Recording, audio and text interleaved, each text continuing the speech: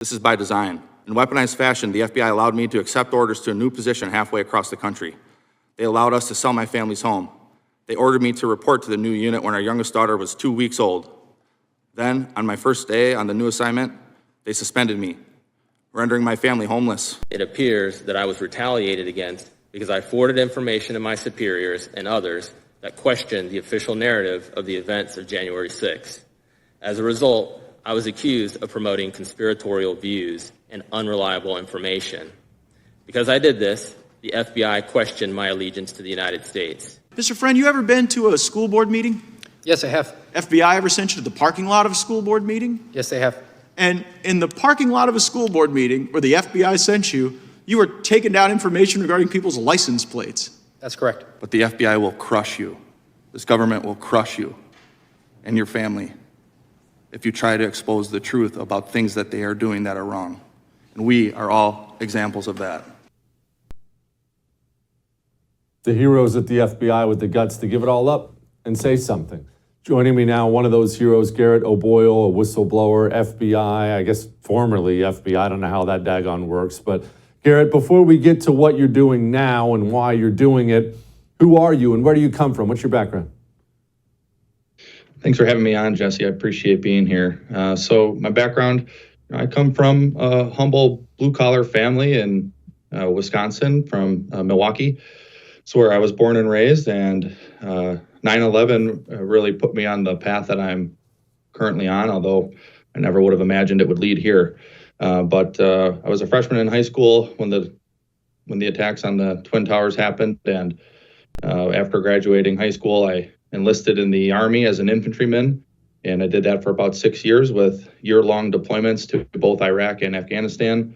As I said in my opening statement on Thursday at the hearing, one of the awards I received I'm most proud of is the Combat Infantryman's Badge, which is awarded to only those infantrymen who face our nation's enemies in ground combat. And after I got out of the Army with an honorable discharge, I went back to school and shortly thereafter became a police officer in Waukesha, Wisconsin. And I did that for about 4 years.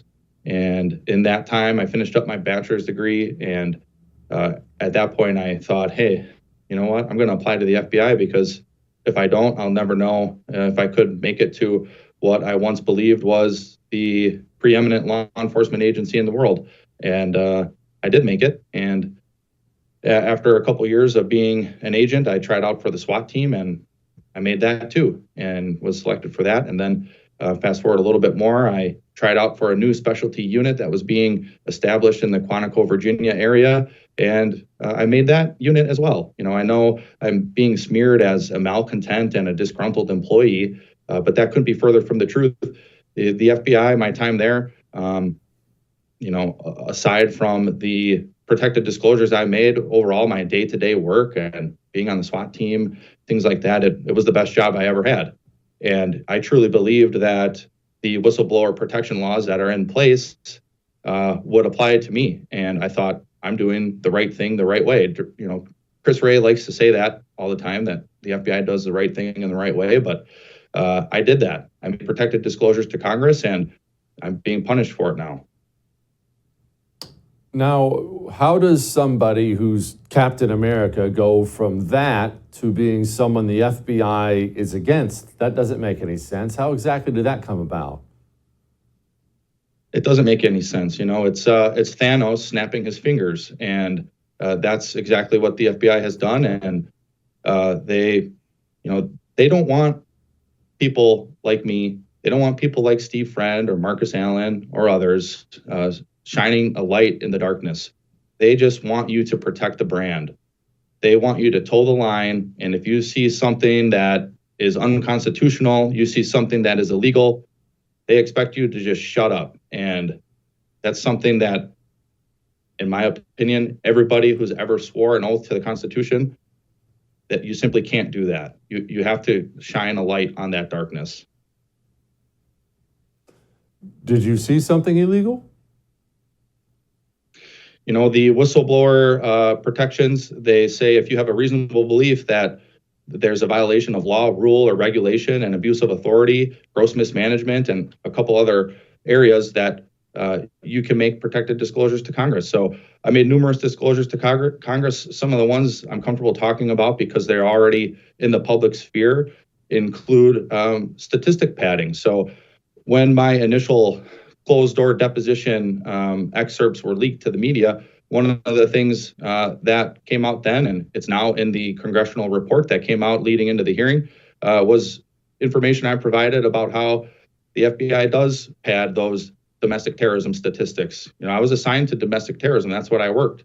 And in my example, I had one case. It was on what the FBI had deemed a militia. And throughout the working that case, I ended up opening a total of 4 cases, which all along the way, that didn't really make sense to me because in actuality, it was just one case. But FBI policy says if you're working in the counterterrorism division, that every time you have a new subject, you have to open a new case. And I thought, this doesn't make sense because if I was working a gang, like, the Crips or the Bloods or something like that, I would open a case just on the gang. Or if I opened it on one gang member and the investigation led in a way where you discovered new subjects, you would just add them in a separate sub file to that initial case. But the FBI, the majority of their funding that they get from Congress is in relation to the counterterrorism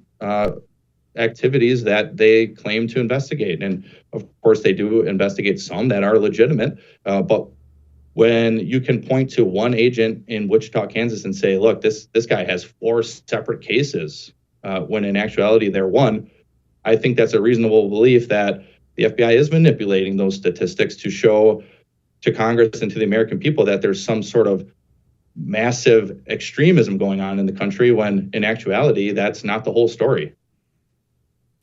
Now, besides funding from Congress, what motivation would the FBI have to pad stats like that? So there's a system in the FBI called integrated program management. And as part of that system, the highest ranking employee in any given field office, typically it's the special agent in charge, although in some of the larger field offices, it would be an assistant director. But anyways, at the beginning of every fiscal year, there's basically a yearly projection on what the field office is going to quote unquote accomplish.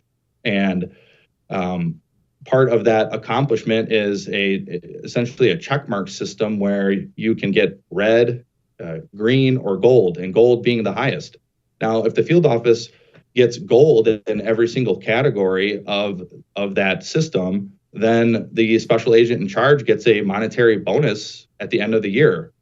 Now, in all my experience in law enforcement and in college with constitutional law courses and criminal law courses, this was something that was very draconian to me as soon as I learned about it. And I thought, law enforcement isn't a Fortune 500 company. It literally is finding the facts and getting as close to the facts as you can. But when you have this system in place, it trickles from the top all the way down to the bottom, and pressure is then exerted for those check marks to be marked gold so the SAC gets his bonus at the end of the year. You like what you just saw?